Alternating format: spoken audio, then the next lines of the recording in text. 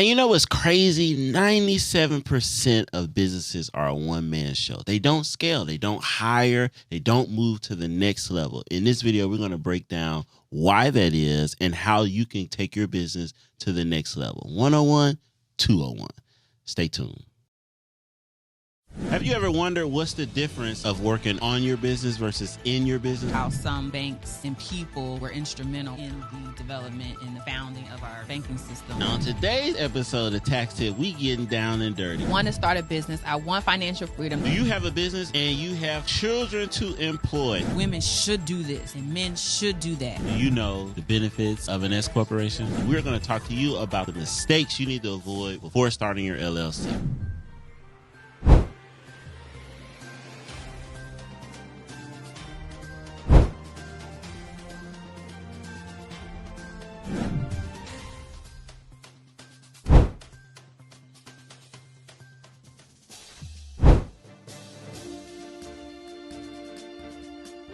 What's going on, y'all? It's another episode of Minding Your Biz. I'm one of your co-hosts, Dr. Blackwealth. We clowning in the studio with...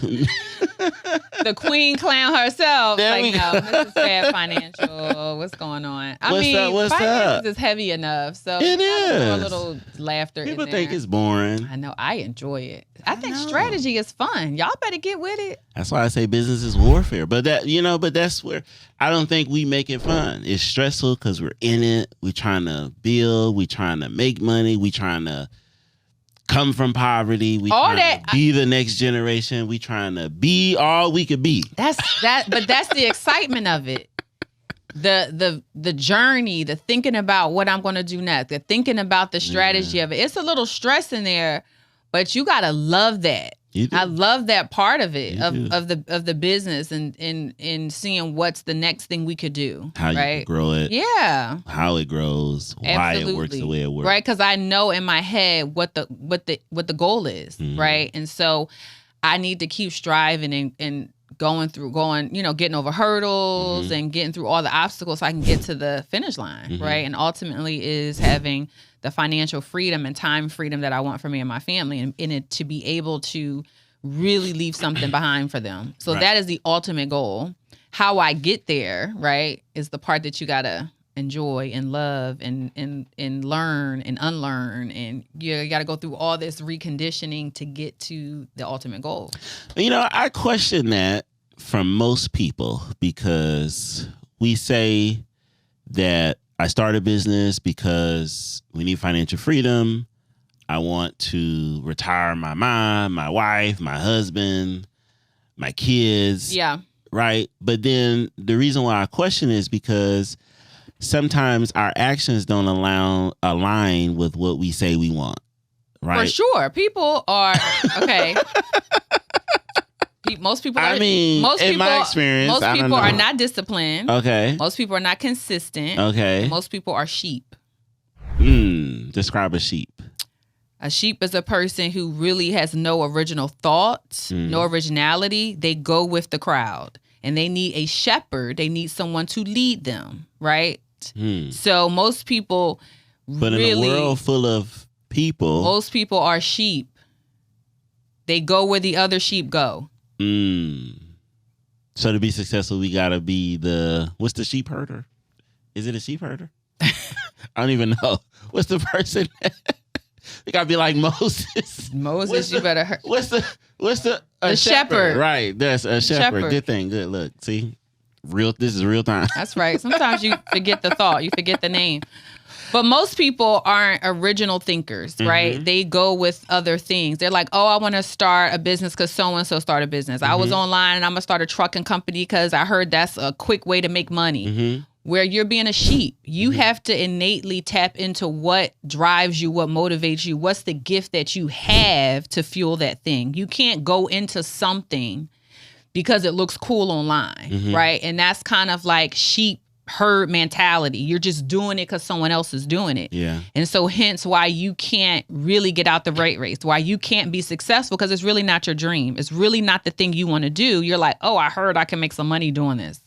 But if I'm poor, he about to make an excuse for the poor. No, I'm about to make an excuse. Most of us is poor. None of us. I don't know anybody in here who grew up with money. For sure.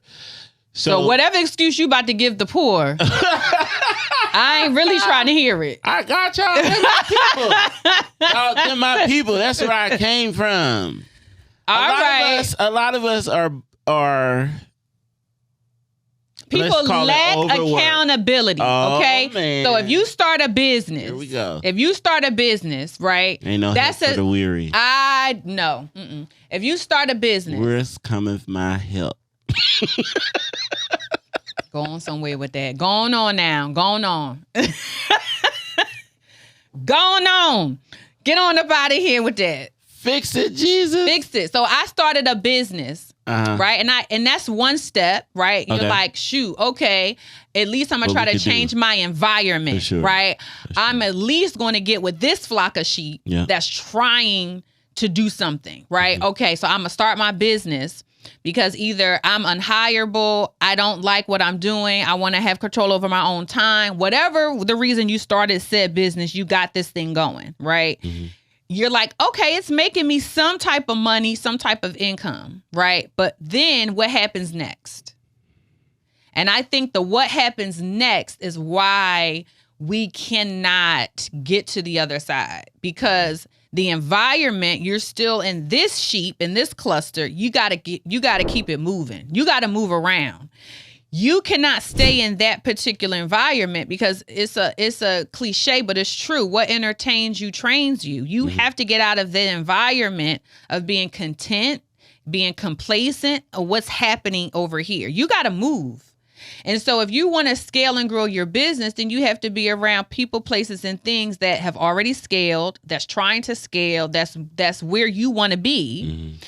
And also then why aren't you doing that thing? And sometimes it is environment. I don't know I want to do that until I see someone else do it, right? Which is why I say people are sheep.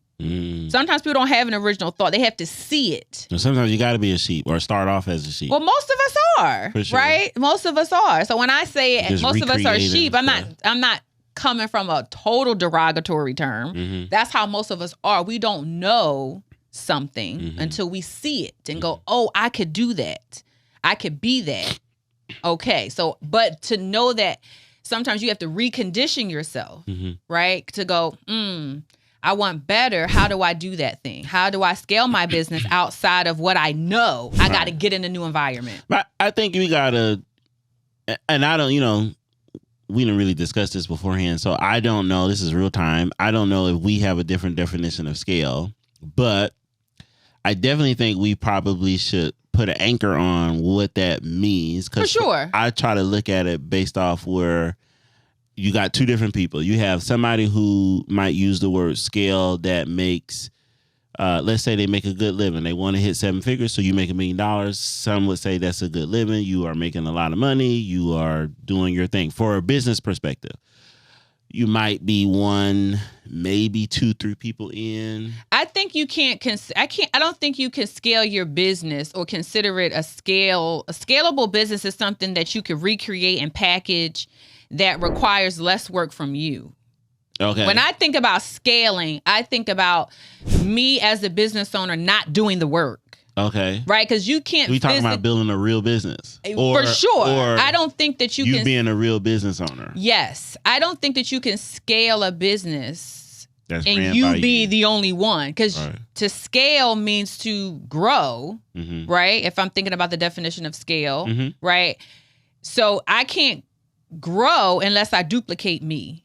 Right. And so you physically can only do certain up to a certain amount. You only can hold a certain amount of capacity. Right. I think we got the same definition of scale. Okay. So what, I physically can't do more than a thing. Right. As a tax professional, I physically realistically can't do no more than 200 tax returns without losing my mind. Right. So then to scale, I have to duplicate me, put other people in place. So now if I hire 2 tax professionals, now I can double or triple the amount of returns because I can do 200. Right. A can do 200 and B can do 200. So before we get into like how so that's the scale. That's 246. I should do 600 returns, right? I was able to. Correct. So what do we say? Do we even address these people, or do we say something to these people who are like they just like, hey, I like you go into business and you cap yourself into business. Like, hey, I don't want to do over this. I just like me having a one-man show. We make $800. Some people make $1 million just with themselves, essentially, right? Not they don't want to grow. Like, is that a bad thing? Is that like it's a bad thing if you're not putting the money somewhere else to grow for you? Because when you stop, if you stop doing the thing that's making you money, then you no longer make money unless you can put your money in vehicles that can make money without you, right? Because what we don't have is more time. So if you're a person that says, hey, listen, I make a lot of money doing mobile car washing. I have my clients. I don't want to manage anyone else. Mm-hmm. But if you get sick, right? If as you age and grow, you can't do any more car washes. Mm-hmm. So what happens to your revenue? So you can be a one-man show if you decided to plan out, hey, listen, I'm going to do this for 5 years, but during this 5 years, every year, I'm going to put money in stocks. I'm going to put money in investments. I'm going to put money in places and things that can grow for me. So when I no longer can physically do it, right, money is still coming in. I think that becomes the issue, right? We see it. Well, I've seen it, especially, in my friend circle where a lot of my friends, even the first time I saw it was with my mom. Her friend was a hairstylist, had her own salon. Mm-hmm. Well, a lot of times there's no retirement plan. Mm-hmm. You can't stand up anymore at 55 and 65. You get carpal tunnel in your hands, your back, your knees. And so then what happens, because you never had the foresight, you didn't think about the exit strategy. I can't do this anymore. I physically cannot stand and curl any more hair, right? My hands are cramping up, right, from said thing, from the labor. What do? I didn't put anything else in place. No, that's good. I think about it from, I'm always going to take the stands, and I could be hated or loved for it, but that, like, why start a business to not max out the potential of it? You know what I mean? Like, it just, so I have clients who will be like, no, I ain't trying to make, they say stuff like, I'm just trying to make enough money to be comfortable. My kids don't want this business, so I'm not going to, I ain't trying to be ambitious. Oh, I don't want to hire nobody because I ain't trying to manage no people. And I get that. Did that, and they had trouble, and this person hired this, and I don't want to do that. Yeah. And my mindset be like, why start a business to not do that? I'm like, do you not know that you can sell? Even if your kids don't want the business, you can sell it. That's why I say your environment dictates your mindset, right? Because. And then think about why the kids don't want the business. They see you working hard in it and not really being a business owner. So you're like, I'm not about to do that. But if you produce a business where you walking in, clocking out, managing people, you ain't really the person that's what who got to do happens from the generations. That's why the businesses don't success properly, because the initial business owner is working hand over fist more than 40 hours a week to make said thing run. Yeah. And so, when you look at that from the outside looking in, it looks grueling, right? If you're sacrificing time with your family, then your children are like, well, dad and mom are never here. I don't want to do that. I want to have more time with my kids. So it doesn't look attractive to some people. You can't assume that your lifestyle is attractive to your family, right? And so when they look at that, they're like, I don't want to do that. I do want to work a job. I don't want the responsibility, because mom seems stressed. Dad seems stressed out. They're having these decisions. They're talking. They got to hire people. And so in not having full conversations about business and what the plan is, I think that's what happens sometimes. But I don't think that I think you just need to plan it out and think about what that looks like. So you like, I don't want to manage people. I don't want to do this. I don't want to do that. Then know that your income is limited. Mm-hmm. Know that. I understand that from the gate. Please know that you are cutting the income off. You might hit $1 million, at best 600,000. And you could hit $1 million. You could hit $1 million as a realtor, for sure, as a person who flips real estate. But that's just you, right? You haven't put anything in motion to scale that. What's the next step? So a lot of people go into products. Okay, well, if I'm a realtor, maybe I do a course. Maybe I do something that could be evergreen that doesn't require me to physically be there and sell a home, right? That's when some people say, well, I'm going to start a brokerage, right? I'm going to have other people do the work for me, so I don't always have to be there. Right. Other people can sell. I mean, some of the major companies, you look at real estate powerhouses, that are there, they're not selling houses anymore, right? Agents are doing the work. And so that's how you have to think, okay, well, when I physically can't do this thing, do I have systems in place that the money can still be made? I have a good idea, but it's the systems that help you scale to keep it going. And I think that's kind of where we lack as business owners, because we're just not thinking far enough in ahead, right? We don't really get what the business owner concept is. We're like, it's me, I'm a boss, but you just traded one master for the next. And when you think about master, you think about the slaves, right? The slave master made the most money, but he didn't do the work. The slave did. The slave did all the labor. So the person who's doing all the labor typically gets the short end of the stick. So you want to think of that. I'm not trying to say be a slave master, but the concept, the concept is what a lot of major companies use today. Yeah. So I went to the CFO conference, and the theme behind the conference was, what's your ambition? So when you think about building out your CFO practice or whatever business you want to blink, and I'm doing this, the question he asked though was, what's your ambition? Right. And so he went down a rabbit hole to, my guy Michael King went down a rabbit hole to explain his ambition. Right. Where he had a desire to help businesses, and he wanted to start a fund where he can invest in them and help them grow, et cetera. So that's his thing that's fueling him. And so when I got to writing down, so he made us like, hey, write down what's your ambition. Fortunately for me, mine was already clear, right? But a lot of people there like thought about that in that moment. So for me, example, one of my immediate ambition right now is I want to own and corner the financial space, meaning we're going to grow our firm and we're going to buy out other accountant and advisory firms that's an aspect of scaling it, but I'm looking at it from an industry model. I talk about the Rockefellers and them a lot. He bought out the oil people, right? And so that's my ambition. So I'm saying that because not only do we go into business as a source of just making extra money, we really don't have an ambitious or bodacious goal to keep us in it for the long haul. Like, what are you really trying to achieve? Right. And that's why I question, like, when people say stuff like, I just, I never had it. I'm doing it for my wife, my kids, generational love. And I think that's a part of it. Yeah. But personally, sometimes I don't think it's big enough, because it keeps you at a certain point. You're trying to live a comfortable lifestyle. And when you think about business in its real fashion, I'm talking in its public service fashion, businesses are created to help the world move in a better fashion.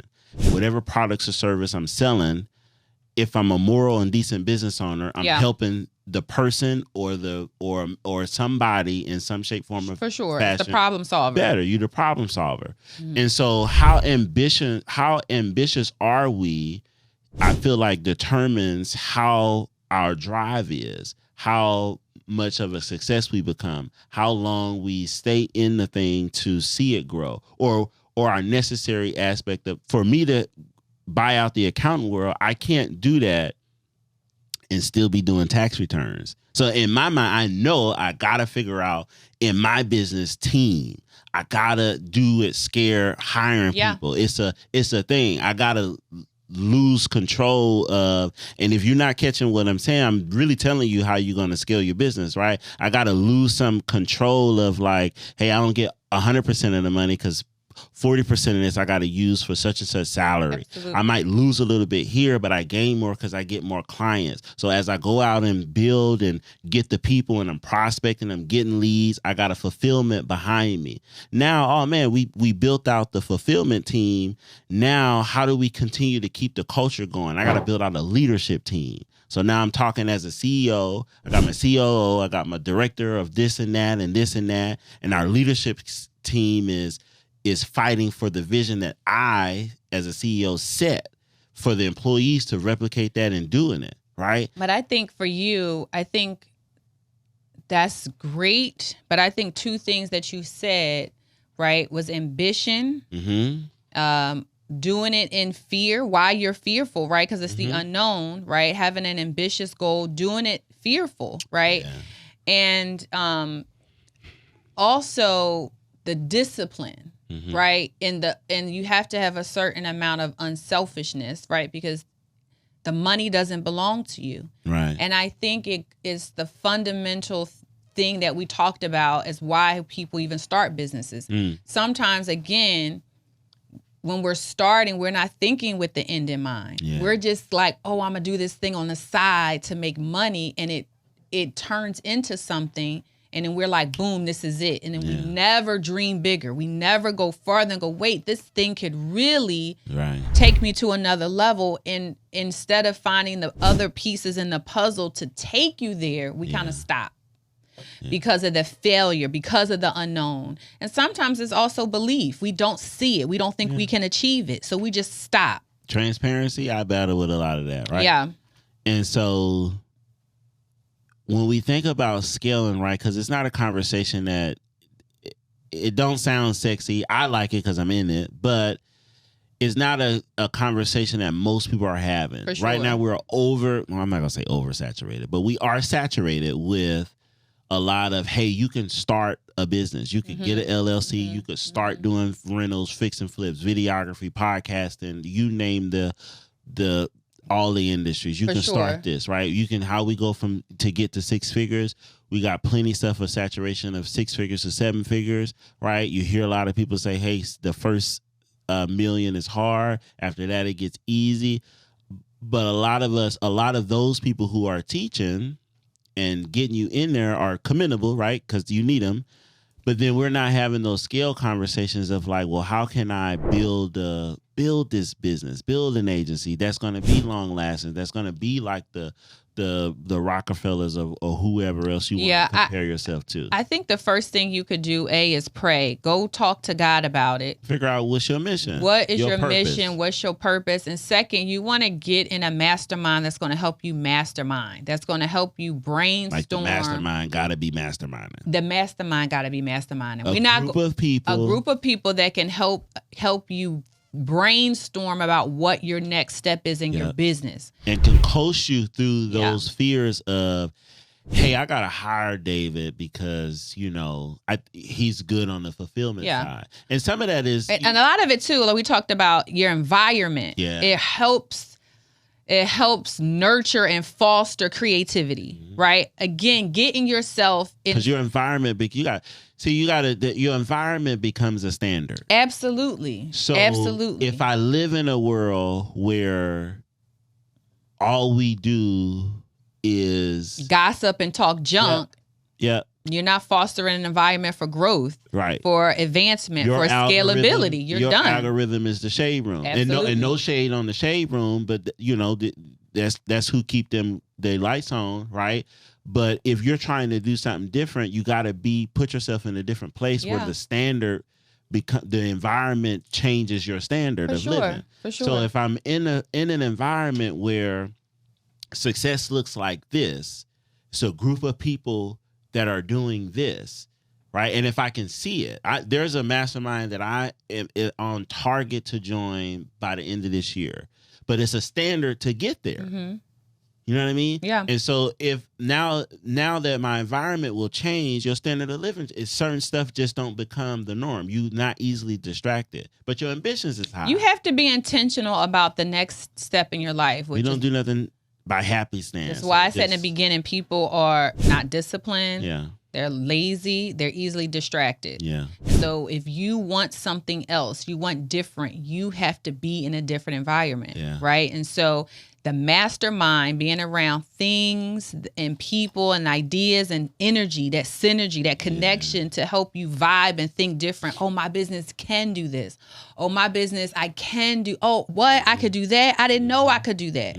So we can't use the excuse that I'm a product of my environment. Get your butt in a new environment. For sure.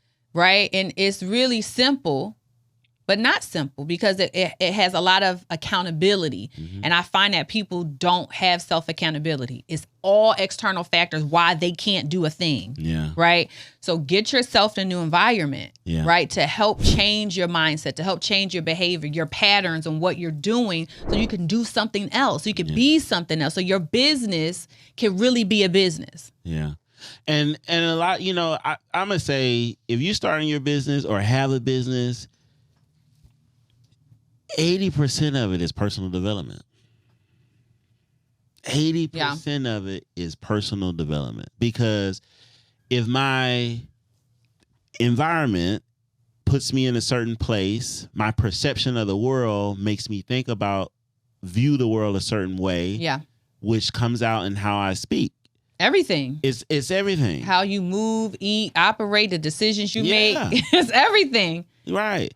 You know, like Jim Rome says, we used to say a saying that says, let me help you so you can help me. He was like, no, let's change that. Why don't I focus on me so I can better help you? If I become a better person, surely my relationships level up. The people I'm around level up. The people I interact with looks at me different. Yeah. Let me focus on me so then I can reactionarily help you. Impact, you know what I mean? Impact you. Yeah.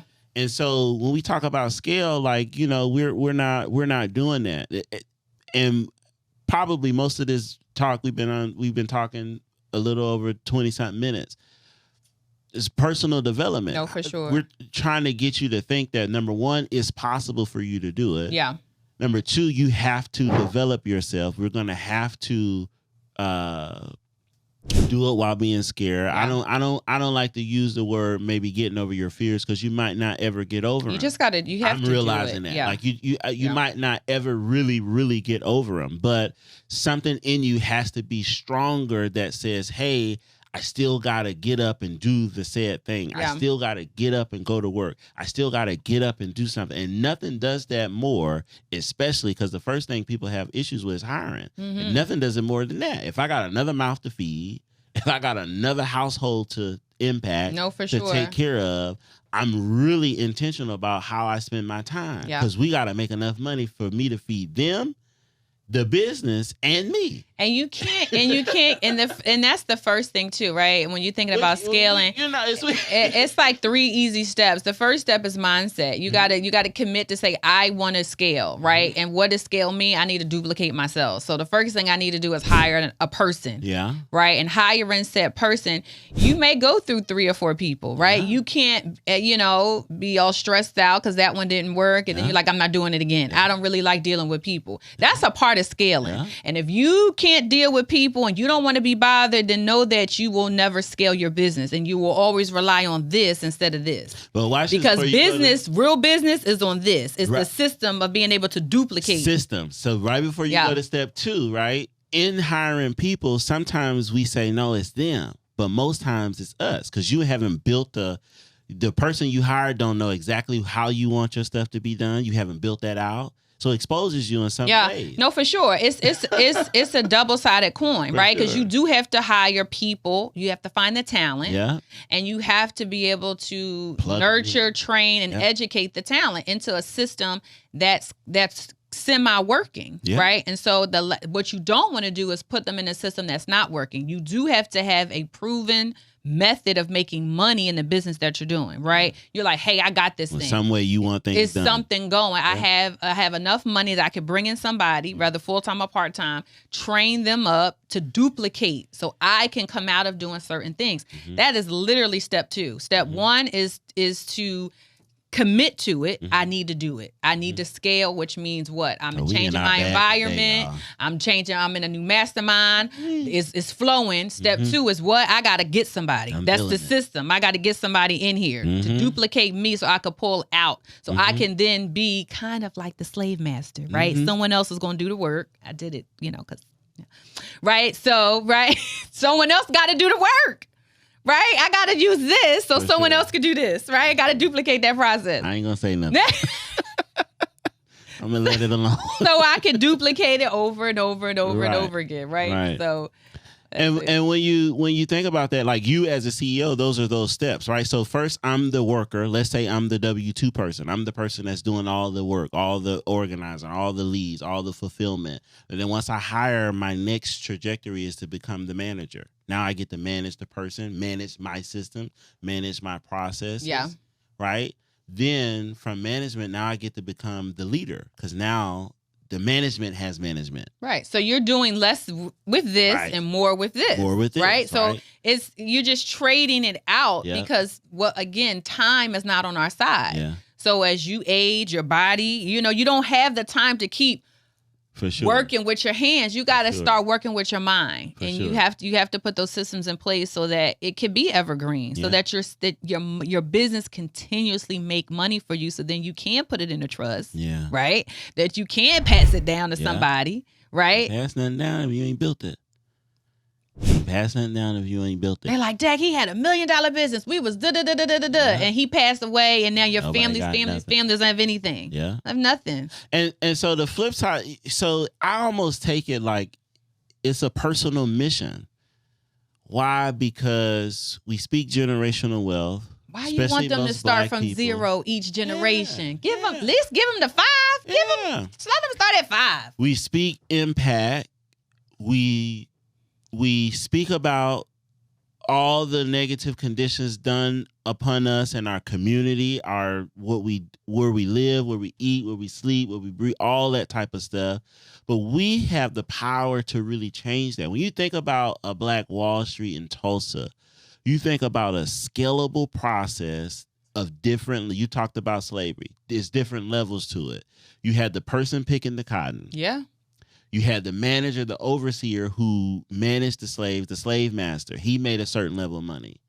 Above that, we don't really talk about it, but you had the other people who was financing that side of it. It's money at every level of this thing, right? And so when we think about... There are insurance companies who insured the slaves. All of it. The transportation company who bought the slaves. All of it.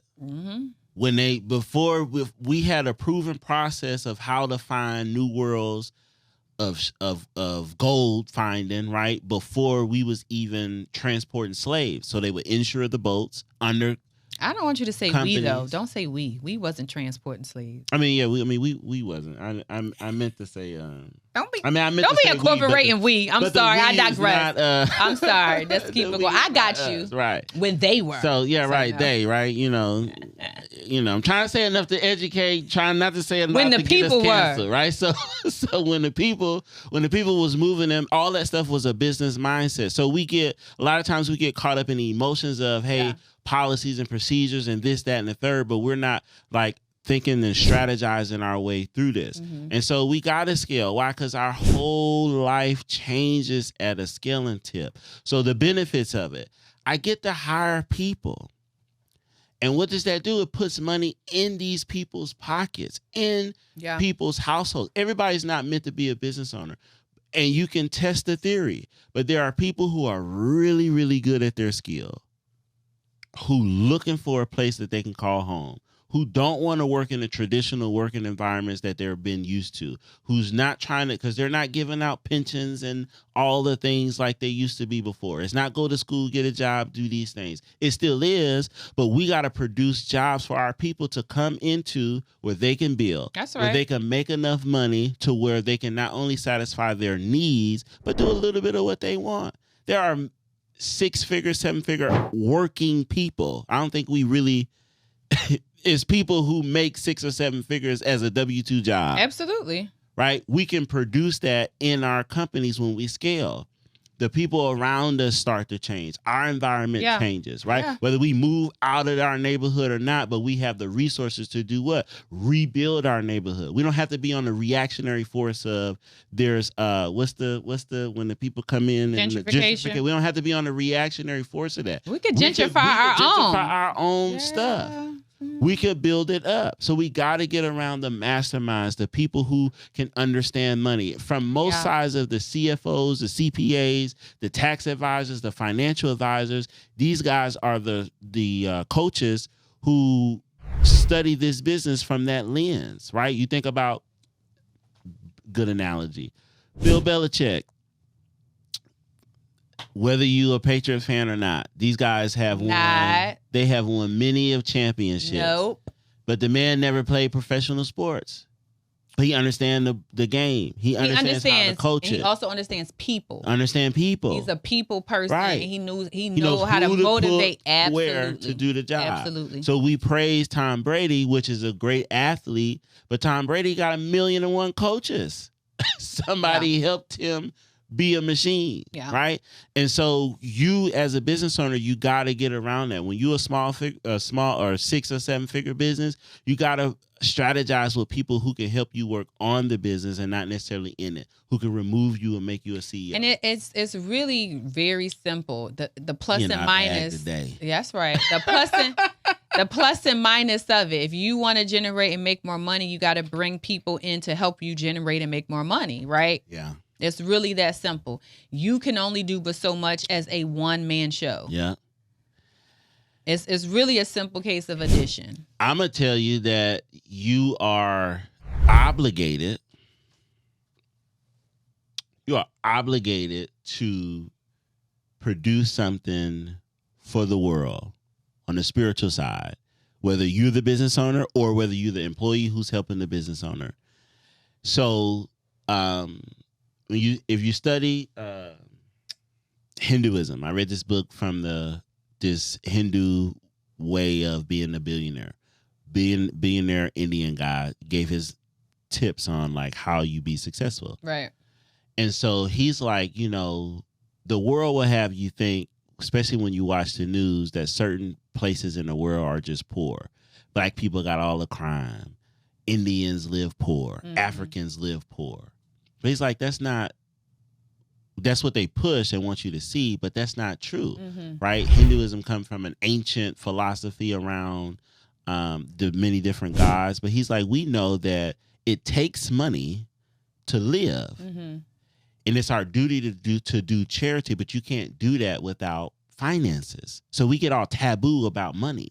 Like, oh, the rich is evil, or the poor, this, that, and the third. But he's like, no, you need to make money. Yeah. To even give charity, to do something of the word. Like, what's your purpose in life? Like you spoke earlier, pray about it. What's your purpose? Right. And so when you think about that, that's all throughout scripture. That's all throughout any religion that you're a part of. A lot of the pastors are saying, hey, we teach people what to do with the 10% in churches, but we're not teaching them what to do with the 90%. Right. With the other part of it. And so this is the part that we have to really do stewardship on, right? When I think about Elijah, he helped the widow lady, and how he helped her was he made her start a business. And I think the spirituality comes in, because if you are tapping into your gift and why God has you here, then the why you do what you do is not so tedious, right? So you start to appreciate the journey, right? Because you're like, this is what God has blessed me with. This is my mission. This is my passion. So as I go through life and I'm having these hurdles with my business, I know that God wants me, to be a good steward, but he also wants me to give back and help his people. Yeah. So of course I need to generate jobs to help my people. Of course I need to try to, do something in my community to help, right? It becomes of course, because that's what God wants us to do, for sure. right? Take ownership in it. And have dominion, right? So what does that mean? And so I think that, again, sure, everyone isn't spiritual, but we are. So that's what we talk about. And for so sure. I feel like, you don't like it, You don't have to click and subscribe. That's right. But we would like it anyway. So, but, you know. I welcome all. Sure. But you think about that, right? But like that's how you got to move. That's how you move. And you God talks to you and fills you to place you on a journey, and you take that journey in stride regardless of what's there. But ultimately the purpose is the journey God has you on. For sure. So as you're thinking about scaling your business, you want to go, well, what God want me to do? Yeah. What does scale mean to duplicate myself and, of course, have dominion? So if I'm the best, I don't know, hairdresser, right? What is that step for me? For sure. And you need to fill your environment with people who will foster that. Yeah. Right? That's what a mastermind is important. When you think about masterminds, you definitely should think like Jesus. Jesus built 12 disciples. Absolutely. And he found them working. These people were not church men. They were working in their field of expertise, and he built a council around him and taught that was them, diverse. Right? And there wasn't spiritual. A one-track mind, right? They That's all... Right. Somebody wavered a little bit. Somebody had a little faith. Listen. Right? But they were working men. Yeah. Right? And so as we talking scale.